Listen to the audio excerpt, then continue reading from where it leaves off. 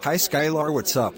Hi Ian, just got finished with my experiment on Drosophila melanogaster. That's awesome. What was the experiment about? Have a seat and I will explain. The purpose of this lab was to analyze the inheritance of specific genetic traits using D. melanogaster. Studying genetics is very important. The most important reason is to help understand human diseases. Understanding these diseases and diagnosing them early can allow people who suffer from the diseases to live a longer or better life. Another reason studying genetics is very important is it can help scientists figure out where humans came from. Studying genetics is very important in forensics, because DNA can be found at crime scenes and scientists can compare it to suspect DNA to see if they committed the crime. So how do scientists study genetics? Scientists study genetics using one of many model organisms.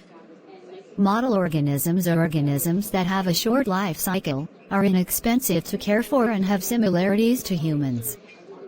D. melanogaster are model organisms, because they have about a 10-day life cycle, they are inexpensive, they do not need a large area to be kept in, and they produce a large amount of offspring. D. melanogaster life cycle includes 4 stages: egg, larva, pupa and fly. D. melanogaster have been used for over 100 years, with the first documented experiment in 1901 by William Cassells's group. Thomas Hunt Morgan became the father of D. melanogaster research after he changed the theory of inheritance, saying what genes were and that they were found in chromosomes.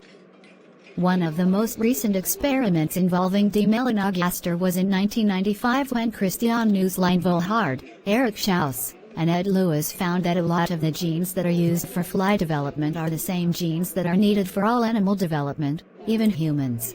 In this study, B-type female flies with wings and white eyes were mated with wild-type male flies with wings and red eyes. This was done to see which traits were dominant and which were recessive, also to see if the traits were autosomal or sex-linked. Autosomal traits are passed down on any of the chromosomes from 1 to 22 that are called autosomes. Sex-linked traits are inherited on sex chromosomes. What did you think was going to happen in this experiment? I thought all of the progeny flies would have red eyes and wings, because I guessed that red was dominant and that wings were dominant. I also thought that the traits would both be autosomal. Very interesting. What materials and methods did you use in this experiment? A microscope was used for this experiment to sex the flies. The flies were given fly nap, a small insect anesthetic, prior to sexing them. The flies were put onto a white note guard and put under the microscope to be sexed and separated by sex and eye color and then counted. A vial was prepared with 1 scoop of dry media, 1 scoop of water, then 5 grains of yeast. The fly-napped flies were put into the vial, then a sponge was put in the top of the vial and the vial was labeled.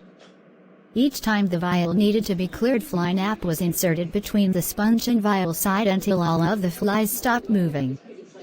Then the flies were removed, leaving the larva.